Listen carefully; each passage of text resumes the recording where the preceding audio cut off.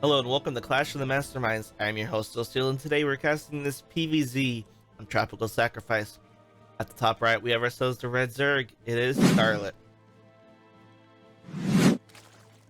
And the bottom left, we have ourselves the blue Protoss.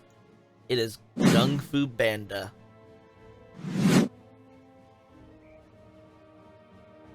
So, for those of you who may not be aware, this is one of the replays from the Dreamhack Atlanta 2022 games. There's a lot of these games that I didn't get the opportunity to see. A lot of them either missed because I didn't watch all 3 or 4 of the live streams. I only watched the main stage. Some of these games just didn't make it to the streams, as far as I'm concerned. There was just too many players to cover all at once. So the only way to see some of these games, like for me, for instance, is to just go ahead and check them out.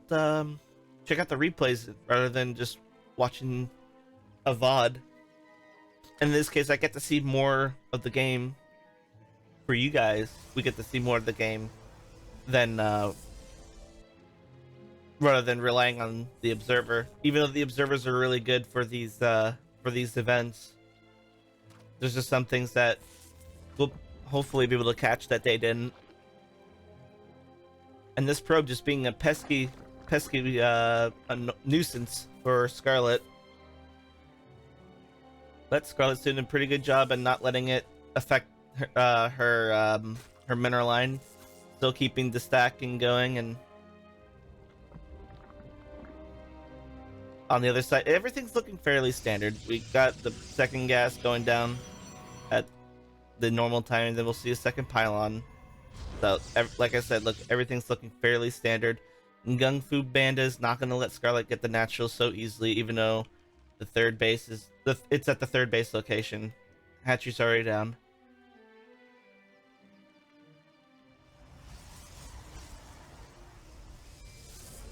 And we have an adept on the way now for GungFuBanDa.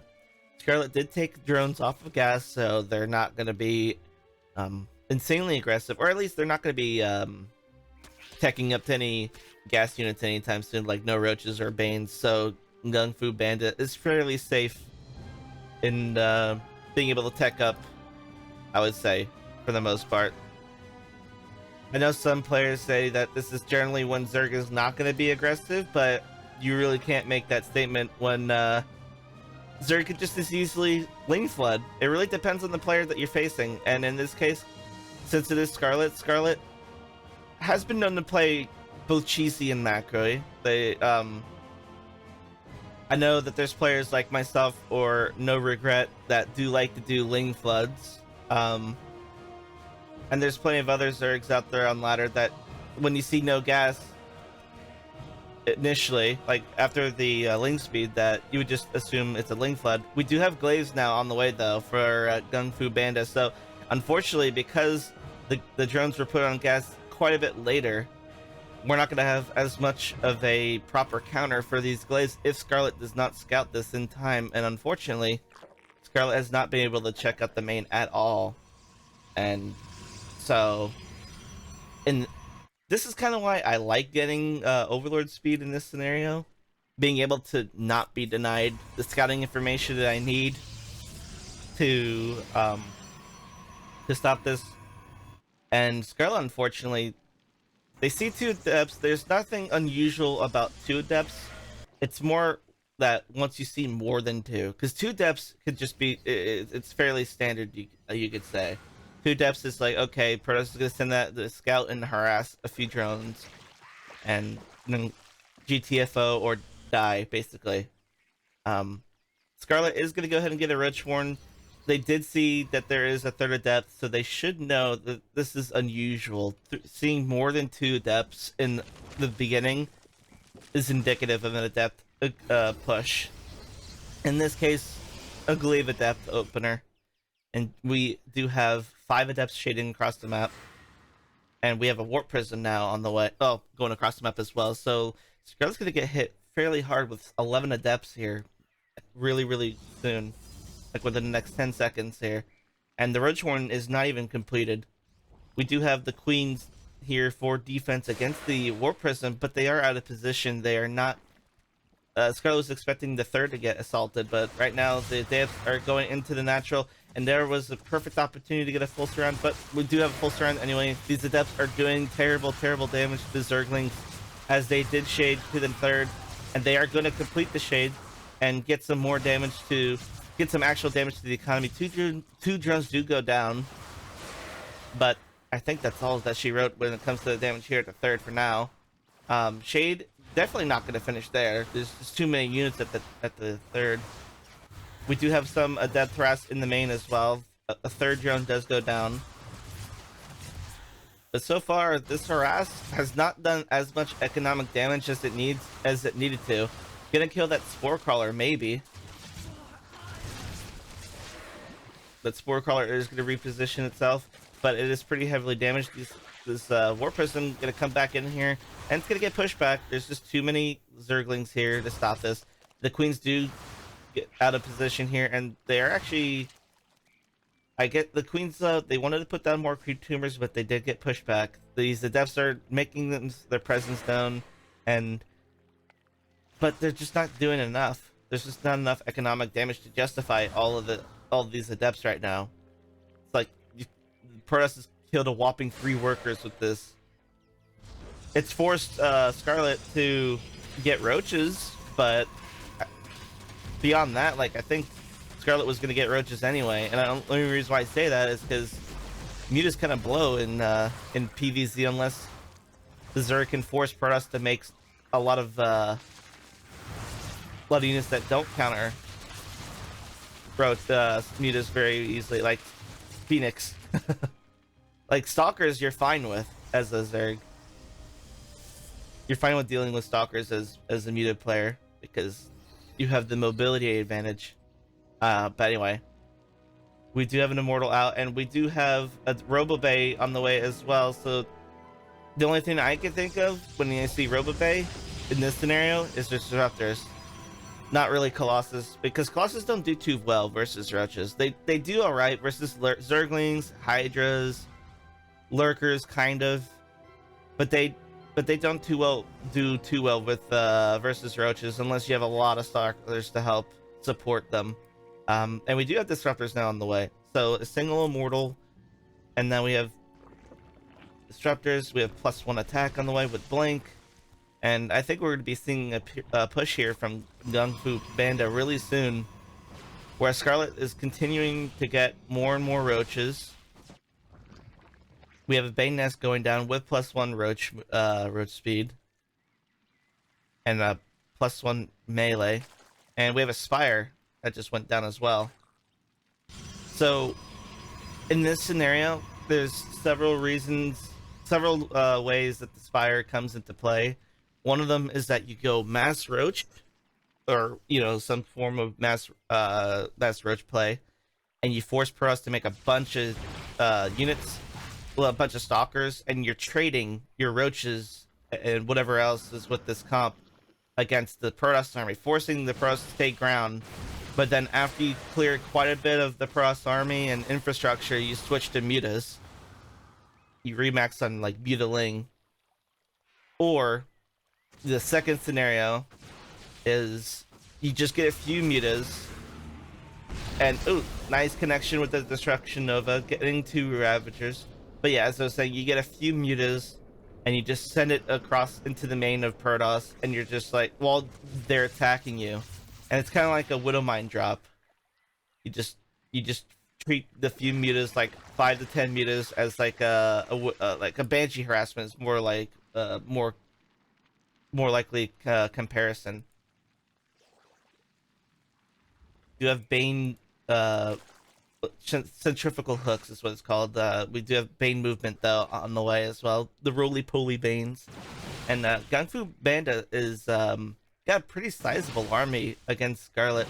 Scarlett might have a lot of fluff with the roaches and Ravagers, but these Disruptors pose a tremendous threat. And yeah, these Adepts over here in the north trying to look for some opportunities to do some harassment, separating themselves from the main death ball, And even though, like, yeah, like I said, even though Scarlett's army supply is tremendously, like, like it's larger. Oh, these queens do get caught out though by themselves, trying to put down creep tumors, and GungFuBanDa doesn't want the creep tumors going down over here between the third and the fourth. Really doesn't want the mutas, not the mutas. Really doesn't want the creep spreading it there. I said mutas because I saw the production, I saw them fly by, and here they go. They're gonna fly into the main. Gonna throw, kind of distract the Protoss while Scarlett gets more and more army supply and more army presence out in the map. The mutas do make it into the third, and they do not get a tremendous amount of damage, but these mutas over here doing terrible damage to the main now. Gonna get 7 worker kills, and now these mutas are essentially dead. They're dead weight. They really can't do anything else. And Scarlett walks all the way across to the Protoss side of the map, gaining that amount of ground from the mutas, just throwing the Protoss off. And now Scarlett is getting into position between the third and the natural. And here we go. Scarlett's going to push forward and is going to lose a pretty big chunk of their starting push. And these Banes rolling on into the Stalkers. Actually, a lot of the Banes did go down to that Destruction Nova from the Disruptor. And there's just a lot of Stalkers here. A lot of Stalkers lost their shields, but there's just too many of them. They're still alive after all of this. And a blink forward from GungFuBanDa into killing those Ravagers. And now Scarlett is pretty much forced to be on the retreat. Scarlett did kill 16 workers throughout this whole process, but there's just not too many Stalkers, and this, yeah, there's just not enough damage done by Scarlett now. We have +1 flyer attack finishing up for Scarlett, but there's only 1 muta left. And now GungFuBanDa is going to push forward, and I don't think Scarlett's got enough to deal with this right now. She's just getting more Lings, Banes, Roaches, and yeah, I don't think she's got enough. 5th base does go down. And in the south we have a small charge lot attack force at the same time pushing forward. Destruction Nova gonna make the connections that they need to kill off some of this defense army. And ooh, this last one though, ooh, that's a pretty big hit there. While at the same time in the main, Warp Prism does come in and warp in a bunch of charge lots, and the Queens were forced to the north, but they're not gonna be able to stop this, and there's just too much damage. We have it, and GG, Scarlett taps out. I was just gonna say, we have a small little attack force from Scarlett over here with the Banes. We have charge lots coming into the third, charge lots in the main, and then the main attack force at the third. So a triple pronged attack from GungFuBanDa was an excellent play. Unfortunately, the mutas did not pay off as much as Scarlett was hoping for. Kind of like the 𝙀𝙓𝙋𝘼𝙉, but the 𝙀𝙓𝙃𝑒𝑝s ending up doing more damage long term than the mutas did. The mutas bought Scarlett the opportunity to gain map presence and position her army in such a way that she would be able to attack. And they did some economic damage, but the 𝙀𝙓𝙃𝑒𝑝s distracted Scarlett for such a long time and denied so much creep over here in this location that the adepts ended up being the better exchange compared to the mutas, unfortunately, in this scenario. So anyway, hope you guys enjoyed this replay cast and analysis, and I'll see you guys in the next one. If you guys would like to submit your replays, you could submit them at SeoulStEaL at seoulreplays@gmail.com. That is SeoUL replays@gmail.com. Or you can join my Discords in the description down below and submit your replay in the StarCraft stuff section. And I will catch you guys in the next video. Take it easy. Thanks for watching. Really hope you enjoyed that video just now. If you wouldn't mind clicking that like, subscribe, and the bell notification down below, really appreciate it. Also, be sure to follow me on my Twitter and Twitch.